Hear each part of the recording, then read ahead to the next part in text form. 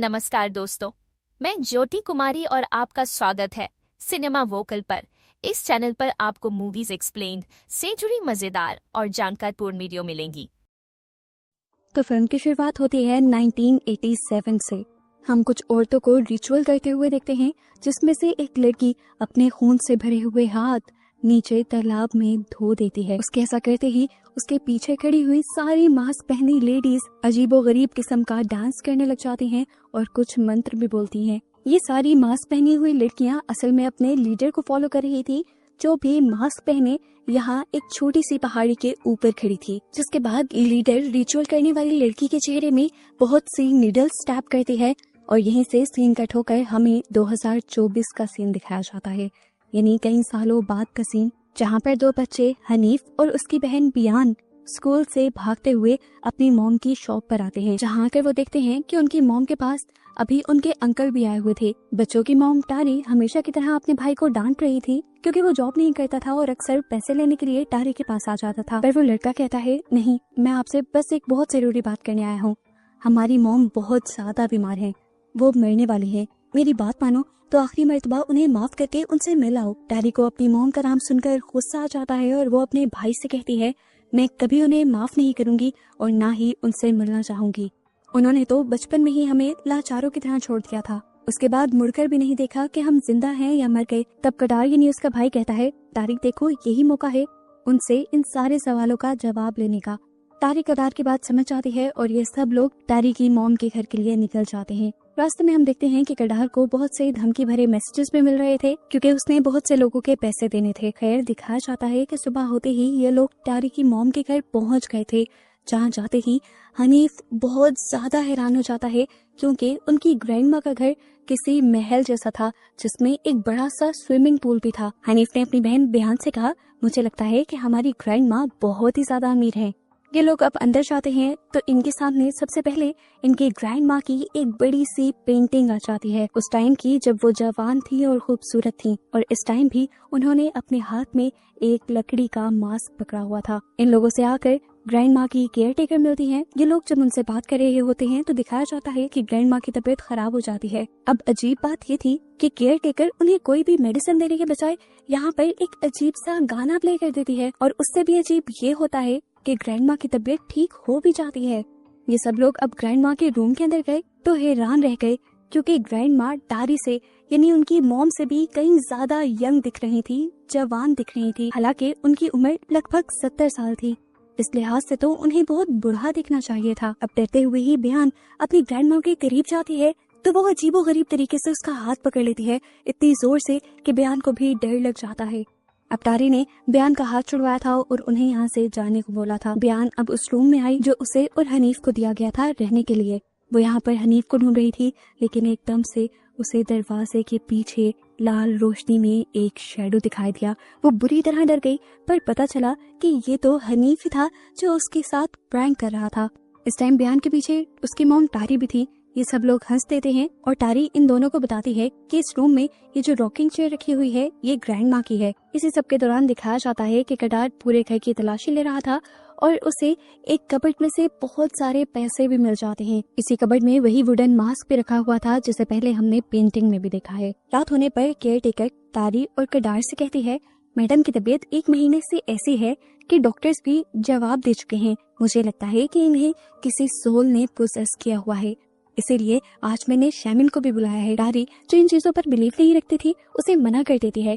दूसरी तरफ अब हनीफ का वो टॉय जिससे वो बयान को तंग कर रहा था वो गुम हो जाता है, और जब बयान उसे ढूंढ रही होती है तो उसे ग्रैंड माँ के बेड के नीचे से उसकी आवाज आती है। डरते हुए वो रूम में जाकर जैसे ही बेड के नीचे से कार निकाल कर बाहर निकल ही रही होती है तो एकदम से ग्रैंड माँ झटका लगते ही ऊपर से नीचे बयान के ऊपर गिर जाती है, और लगातार ग्रैंड माँ को इस टाइम झटके लगते रहते हैं। बयान के जोर से चिल्लाने पर सारे यहाँ आ जाते हैं और कटार जल्दी से ग्रैंड माँ को बयान के ऊपर से उठाकर बेड के ऊपर लिटाता है। एकदम से ग्रैंड माँ फिर उठ बैठती है और कटार के ऊपर बहुत सारी वॉमिट कर देती है। वो जो पैरालाइज थी उनका ऐसे उठना इनको डरा जाता है और ये लोग यहाँ पर शैमिन को बुला लेते हैं। शैमिन टारी को कुछ लीव्स देता है और कहता है कि तुम्हें इसे पीसते रहना है, जबकि करदार को वो एक नारियल देकर खड़ा कर देता है और कहता है कि जब जब मैं बोलूं तो तुम्हें ठीक इस नारियल के दरमियान में स्टैब करना है। अब शेमिंग ग्रैंड माँ के पास जाकर अपना रिचुअल शुरू कर देता है। जैसे जैसे वो कुछ ना कुछ पढ़ता जा रहा था, ग्रैंड माँ का जिस्म और ज्यादा तेजी से हिल रहा था, जैसे उनकी बॉडी तड़प रही हो। रिचुअल करते करते बार बार वो करदार को नारियल के अंदर स्टैब करने को कहता था और जब जब करदार नारियल को स्टैब करता था, ग्रैंड माँ के चेहरे के अंदर से एक नीडल बाहर निकल आती थी। ऐसे ही करते करते बहुत सारी नीडल्स ग्रैंड माँ के मुंह से बाहर निकलती हैं और जैसे ही सारी नीडल्स बाहर निकल जाती हैं तो ग्रैंड माँ की मौत हो जाती है। शॉकिंग सीन ये था कि उसके मरते ही उसकी बॉडी एकदम से जवान औरत से इंतहाई बूढ़ी औरत की बॉडी के अंदर ट्रांसफॉर्म हो गई और चंद सेकंड्स की ये ट्रांसफॉर्मेशन देखकर सबका मुंह खुला का खुला रह गया। शमिन ने इन लोगों को बताया कि ग्रैंड माँ पहले किसी रिचुअल का हिस्सा रही थी और इन चार्म नीडल्स की वजह से उन्हें नेचुरल मौत नहीं आ रही थी। शेमन करदार को वो नीडल्स देकर कहता है कि इन्हें तुम्हें वही पहुंचाना है जहां से ये आई हैं। शेमन उन्हें ये भी कहता है कि क्योंकि ग्रैंड माँ ने अपनी बॉडी के साथ ही बहुत से एक्सपेरिमेंट किए थे और रिचुअल्स किए थे, इसीलिए अब उन्हें जमीन में दफन नहीं किया जा सकता क्योंकि जमीन इन्हें एक्सेप्ट नहीं करेगी और ना ही उन्हें जलाकर उनकी राख को पानी में बहाया जा सकता है। ग्रैंड माँ की बॉडी को उसी तालाब में फेंकना होगा जहाँ पर वो रिचुअल करती रही हैं। शेमिन इन लोगों को उस तालाब के बारे में भी बता देता है और कहता है कि ये काम तुम्हें आने वाले थर्सडे को करना है। तारी को बहुत ज्यादा गुस्सा आ रहा था। वो कहती है कि हमें ये सब करने की क्या जरूरत है। तब शेमिन कहता है बगैर किसी सवाल जवाब के ये सब करना जरूरी है जो मैं कह रहा हूँ, नहीं तो मुसीबत तुम लोगों पर ही आएगी। अगले 7 दिन तक ग्रैंड माँ की बॉडी को यहीं तुम्हें संभाल कर रखना पड़ेगा और अगले थर्सडे को ही तुम उसकी बॉडी को वहाँ ले जा पाओगे। दिखाया जाता है कि बयान और हनीफ इस वाकये से बहुत ज्यादा डिस्टर्ब हो चुके थे। बयान तो बहुत ज्यादा डर भी रही थी। हनीफ उसे कहता है डरो नहीं, मैं हमेशा तुम्हारे साथ रहूंगा। जबकि अगले दिन कटारी और केयर टेकर मिलकर शेमिन के कहे हुए तरीके के मुताबिक ग्रैंड माँ को नहलाने लगे थे। ऐसा करते हुए एकदम से ग्रैंड माँ बोल पड़ती है और कहती है मुझे छोड़ दो। टारी डर जाती है और उन्हें वहीं गिरा देती है। रात में लोग ग्रैंड माँ को लाकर सहन के बिल्कुल दरमियान में रख देते हैं और टारी उनके पास बैठकर प्रेयर्स करने लग जाती है। उसे लगता है कि केयर टेकर भी उसके पीछे आकर कुछ पढ़ रही है, लेकिन जल्दी ही उसे रियलाइज हो जाता है कि केयर टेकर उसके पीछे नहीं थी बल्कि उसके पीछे कोई और एंटिटी बैठी हुई थी जो उसे यहाँ से चले जाने को कहती है। और टारी एक और मरतबा डर जाती है। बयान को भी अब नींद नहीं आ रही थी और वो इसी सोच में थी कि उसकी मॉम उनके साथ क्यों नहीं सोती। इसी सोच में थी वो कि तभी उसे अपने दरवाजे के बाहर किसी का साया दिखाई दिया। उसने दरवाजा खोला तो बाहर कोई भी नहीं था, लेकिन जब वो दरवाजा बंद करने लगी तो हमें उसके पीछे एक भूत दिखाई दिया। बयान ने ना उसे देखा ना उस पर ध्यान दिया और जैसे ही जाकर बेड के ऊपर लेटी और उसने अपने ऊपर चादर ली तो देखा कि उसकी ग्रैंड माँ की सोल बिल्कुल उसके साथ थी। बयान जोर से चिल्ला दी और उसकी चीख की आवाज सुनकर टारी यहाँ पे आ गई। उसने टारी को बताया कि किस तरह ग्रैंड माँ की सोल उसके साथ उसके बेड पर लेटी हुई थी। अब टारी उसके साथ रात गुजारती है और सुबह में दिखाया जाता है कि हनीफ इस पूरे घर का टूर अपनी फेसबुक पर देने लगा था। वो अपने फ्रेंड्स को फेसबुक के जरिए दिखाता है कि उसकी ग्रैंड माँ के घर पर एक बड़ा सा पूल भी है। वो ये सारा काम टारी के फोन से कर रहा था तो इतने में ही टारी अपना फोन ढूंढने लग जाती है और टारी को तंग करने के लिए वो आकर एक कबर्ड में छुप जाता है और कबर्ड में ही पड़ा हुआ लकड़ी का मास्क एकदम से उड़ते हुए उसके सामने आ जाता है, जिसे देखकर डरते हुए चीख मारकर हनीफ बाहर निकल जाता है। उसकी चीख सुनकर बयान यहाँ आई थी। हनीफ बयान से कहता है देखो कबर्ड के अंदर क्या है, लेकिन बयान को कबर्ड के अंदर कुछ नहीं मिलता। रात में ही हम देखते हैं कि कटार को कुछ लोग मैसेज कर रहे थे क्योंकि उसने किसी के 40 मिलियन देने थे। सुबह होते ही वो टारी से बात करता है कि मॉम की विल के अकॉर्डिंग हम इस घर को बेच देते हैं, लेकिन टारी को ये बात सुनकर गुस्सा आ जाता है और कहता है अभी हमारी मॉम मरी है, 7 दिन नहीं हुए हम इस कम से बाहर नहीं निकले और तुम घर को बेचने की बात कर रहे हो। तुम्हें हमेशा पैसों की ही परवाह रहती है। तब कटार कहता है पहले कौन सा हम उनके साथ अटैच थे, हमें भी मूव ऑन करना चाहिए। अब हनीफ जिस मास्क से डरा था वो उस कबर्ड में से मास्क निकाल लेता है और ग्रैंड माँ की चेयर पर बैठकर झूलने लग जाता है। बयान उसके पास आती है और कहती है ये क्या कर रहे हो, तुम्हें पता है ये मास्क भी ग्रैंड माँ का है और ये चेयर भी। तुम्हें उनकी सोल के साथ इस तरह के मजाक नहीं करने चाहिए। तुम जानते तो हो कि किसी के भी मरने के बाद सोल 7 दिन तक उसी घर में भटकती रहती है। हनीफ को इन बातों पर यकीन तो नहीं था, लेकिन बयान के 100 मरतबा कहने के बाद वो चेयर से भी उठ जाता है और मास्क को भी जाकर कबर्ड के अंदर रख देता है। आधी रात को हनीफ की आंख खुलती है तो हनीफ देखता है कि बयान खुद ग्रैंड माँ की चेयर के ऊपर झूल रही थी। हालांकि दोपहर में तो बयान ने ही उसे डांटा था। हनीफ उससे कहता है प्लीज शोर मत करो, मुझे सोने दो, लेकिन एकदम से कोई उसकी चादर खींचता है। हनीफ जब अपना मुंह बाहर निकालता है तो बयान अजीबोगरीब तरीके से उसे घूर रही थी। हनीफ डर कर चिल्लाते हुए यहाँ से बाहर चला गया। बाहर जाते ही उसने टारी को बताया कि बयान को कुछ हो गया है। टारी जब रूम के अंदर आई तो उसने देखा कि बयान अपनी जगह पर सो रही थी और उसे तो यहाँ पर होने वाली किसी चीज के बारे में कुछ नहीं पता था। हनीफ अब डर चुका था। वो कहता है मैं बयान के साथ नहीं सोऊंगा। तो टारी कहती है ठीक है, आज मैं तुम लोगों के साथ सो जाती हूँ। टारी जब ब्लैंकेट उठाती है तो नीचे ग्रैंड माँ का लकड़ी का मास्क रखा हुआ था। हनीफ अब इन सबसे सॉरी कहता है इस मास्क को चुराने के लिए और प्रॉमिस भी करता है कि आइंदा के बाद वो कोई भी ऐसी चीज नहीं लेगा जो उसकी नहीं होगी। वो यहाँ पर टारी को ये भी बताता है कि जब जब वो इस मास्क को अपने ऊपर लगाता है तो उसे ग्रैंड माँ नजर आती हैं। फिर अब उसे इस जगह से डर लगने लगा है। टारी प्रॉमिस करती है कि हम जल्द ही अपने घर वापस चले जाएंगे। हनीफ अब बयान से डरने लगा था तो बयान को अच्छा नहीं लग रहा था। वो हनीफ से उस चीज की सॉरी करती है जो उसने किया भी नहीं था और प्रॉमिस भी करती है कि मैं तुम्हारा हमेशा ख्याल रखूंगी। अब बच्चे जो रात भर सोए नहीं थे दोनों ही सोफा पर बैठे बैठे सो जाते हैं। टारी जब ये देखती है तो वो केयर टेकर और कटार दोनों से कहकर जाती है कि तुम लोग बच्चों के पास ही रुकना, मैं सिर्फ टिकट्स लेकर आती हूँ क्योंकि हमें 3 दिन बाद अपने घर भी वापस जाना है। बच्चे जब सोकर उठते हैं तो डर जाते हैं और उन्हें समझ नहीं आती कि क्यों सब उन्हें इस हॉन्टेड घर के अंदर छोड़ गए हैं। हमें कटार को दिखाया जाता है जो बहुत ज्यादा ड्रंक था और एक लड़की के साथ था। वो लड़की को बताता है कि उसकी माँ ने कोई रिचुअल किया था जिसकी वजह से उनके चेहरे के अंदर से बहुत सारी सोने की नीडल्स निकली है जिनको बेचते ही वो माला माल हो जाएगा। इसीलिए वो लड़की कटार के साथ लिमिट्स क्रॉस करने लग जाती है और कटार को बच्चों का ध्यान ही नहीं रहता। बच्चे उस डरावने घर के अंदर जाने को तैयार ही नहीं थे। उन्होंने फैसला किया था कि वो बाहर रहकर ही सभी लोगों का इंतजार करेंगे, लेकिन काफी टाइम से बयान को वॉशरूम जाना था। अब वो और कंट्रोल नहीं कर पा रही थी, इसीलिए वो हनीफ से कहती है कि तुम मेरे साथ चलो, हम दोनों एक एक बार वॉशरूम यूज करेंगे और साथ ही एक दूसरे को प्रोटेक्ट भी करेंगे। हनीफ के वॉशरूम यूज करने के बाद बयान वॉशरूम यूज करने लग जाती है और वो जब ज्यादा देर लगाती है तो हनीफ बार बार दरवाजे को नॉक करने लग जाता है। बयान जैसे ही दरवाजा खोलती है तो ये दोनों देखते हैं कि ग्रैंड माँ की डेड बॉडी बिल्कुल उनके पीछे ठीक वॉशरूम के अंदर थी। ये दोनों डर जाते हैं और चिल्लाते हुए घर से बाहर भाग जाते हैं, जहाँ पर अब टारी भी आ गई थी जो इन दोनों बच्चों को पकड़ लेती है। अगली सुबह हम कटार को देखते हैं जो ग्रेवयार्ड के अंदर अपने सारे कपड़े उतार कर सोया हुआ था।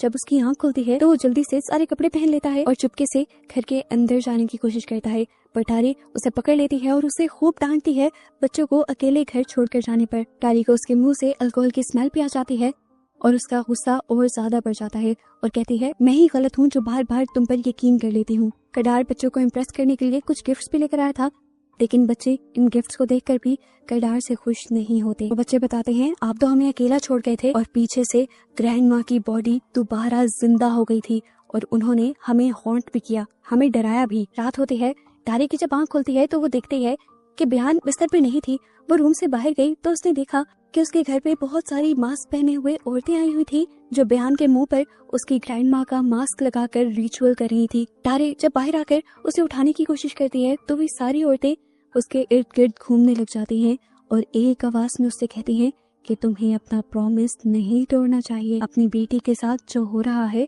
उसे होने दो। टारी इन सारी औरतों को साइड पे करती है और जल्दी से जाकर बयान के मुंह से वो मास्क उतार देती है। उस मास्क के उतरते ही यहाँ से वो सारी औरतें भी गायब हो जाती हैं और टारी देखती है कि बयान बेहोश हो चुकी थी। जितना कुछ यहाँ पे हो चुका था, जितना कुछ टारी सह चुकी थी, वो और चीजों को खराब होने नहीं देना चाहती थी। वो सबसे पहले उस मास्क को जला देती है और फिर कटार से कहती है कि हम आज ही मॉम का फ्यूनरल करेंगे। कटार से कहता भी है कि हमें शेमन की बात का उलट नहीं करना चाहिए, एक ही दिन तो रह के आए। टारी कहती है एक दिन का इंतजार मैं नहीं कर सकती, एक दिन में न जाने क्या हो जाए। वो कहती है कि अगर तुम मेरा साथ नहीं दोगे तो मैं ये काम अकेले कर लूंगी। कटार ना चाहते हुए भी उसका साथ देता है और ये लोग उसका फ्यूनरल कर देते हैं। ये लोग जब ग्रेवयार्ड से घर वापस आ रहे थे तो बहुत ज्यादा तेज बारिश हो रही थी और जब ये लोग ग्रैंड माँ के घर के पास गए तो एक बार तो उन्हें घर ही नहीं नजर आया और दूसरी बार जब देखा तो घर के बाहर बहुत बड़े बड़े शेडोज थे। ये डर गए और केयर टेकर इन्हें अपने घर ले गई। इनकी जब आंख खुली तो इन्होंने अपने आप को वापस उसी घर के अंदर पाया। इन्हें जगह जगह मॉम की डेड बॉडी दिख रही थी, यहाँ तक के वो तो कटार को उठाकर बाहर पे फेंक देते हैं। सुबह जब होती है तो कटार को हम पूल में देखते हैं। उसकी आंख सभी लोगों के पत्थर मारने पर खुलती है। रात को जो कुछ हुआ था सब लोग उससे डर गए थे। टारी उससे कहती है हम मॉम की बॉडी को वापस निकाल लाएंगे और जैसा शेमन ने कहा था वैसा ही करेंगे। मुझे लगता है कि वो करने के बाद शायद किसी को कोई नुकसान ना पहुंचाए मॉम। कटार और टारी जल्दी से ग्रेवयार्ड के अंदर जाते हैं और उसकी बॉडी को निकाल कर उसी पूल के अंदर डाल आते हैं जहाँ पर मूवी के स्टार्ट में उसने रिचुअल किया था। कटार यहाँ पर नीडल्स का पाउच भी उसी के साथ बहा देता है और ये लोग फाइनली घर वापस आ जाते हैं। तारी सुबह को वापस अपने घर जाने के लिए पैकिंग करना शुरू कर देती है, लेकिन ऐसा ही करते हुए उसे अपने सामान में से वही मास्क मिलता है जो उसकी मॉम का था। ये मास्क तो उसने जला दिया था। हैरान होकर उसने मास्क उठाया तो मास्क उसी मुंह की तरफ खींचा चला गया और उसने ये मास्क अपने मुंह पर लगा लिया और मास्क को लगाते ही उसे अपनी मॉम की पूरी लाइफ के वीएन आने लगे। पता चला कि जब तारी पैदा हुई थी तो उसकी मॉम उसे दूध नहीं पिला पाती थी। हालांकि उसके हस्बैंड बहुत ज्यादा सपोर्टिव थे, लेकिन तारी की मॉम को ये बात बर्दाश्त नहीं होती थी कि वो अपने बच्चों को दूध नहीं पिला सकती, इसलिए उसने उस रिचुअल का सहारा लिया। इस रिचुअल की वजह से इन बच्चों के डैड भी मारे गए। तारी की मॉम की एक गलती ने उन्हें यहाँ तक पहुँचा दिया कि उन्हें अपने ही बच्चों को घर से निकालना पड़ा, क्योंकि उनका किया गया रिचुअल अब और ज्यादा सेक्रीफाइसेस मांग रहा था और तारी की मॉम अपने बच्चों को सेफ रखना चाहती थी। अब तारी को अपनी मॉम की सोल शीशे में नजर आती है जो उससे माफी मांग रही थी। वो उसे कहती है कि मैंने तुम्हें इसलिए निकाला था कि तुम्हारे ऊपर उन नीडल्स का कर्ज ना आ जाए। मैं इस कर्ज को अपने साथ लेकर मरना चाहती थी। जिन्होंने रिचुअल किया था उस रिचुअल के बदले वो तुम्हें अपने साथ लेकर जाना चाहते थे और करदार को मार देना चाहते थे। रोते हुए वो सोल तारी से कहती है कि अभी भी वक्त है, प्लीज तुम इस कर्ज को खत्म कर दो। तारी पूछती है कि मुझे क्या करना होगा, तो उसकी मॉम बताती है कि तुम्हें वो चार्म नीडल्स वहीं फेंकनी है जहाँ पर रिचुअल हुआ था और इसके बाद तुम इस मास्क को तोड़ देना और इसके बाद कभी इस जगह पर वापस लौट के न आना और ये सारा काम तुम्हें कल शाम के खत्म होने से पहले पहले करना है। वो तारी को उनकी प्रोटेक्शन के लिए एक स्पेल भी बताती है और उसके बाद तारी देखती है कि उस सोल को एक मास्क पहनी हुई औरत खींच कर ले गई है। तारी गुस्से में कडार के पास जाती है और उसे कहती है, झूठे इंसान, तुमने वो नीडल्स भी बदल दी। तुम्हें पता है कि उसकी वजह से हम कितनी बड़ी मुसीबत में आ सकते हैं। तुम इतने खुदगर्ज हो कि तुमने अपना कर्जा देने के लिए हम सबकी जान खतरे में डाल दी। तारी के डांटने के बाद कडार उसे नीडल्स निकाल कर दे देता है।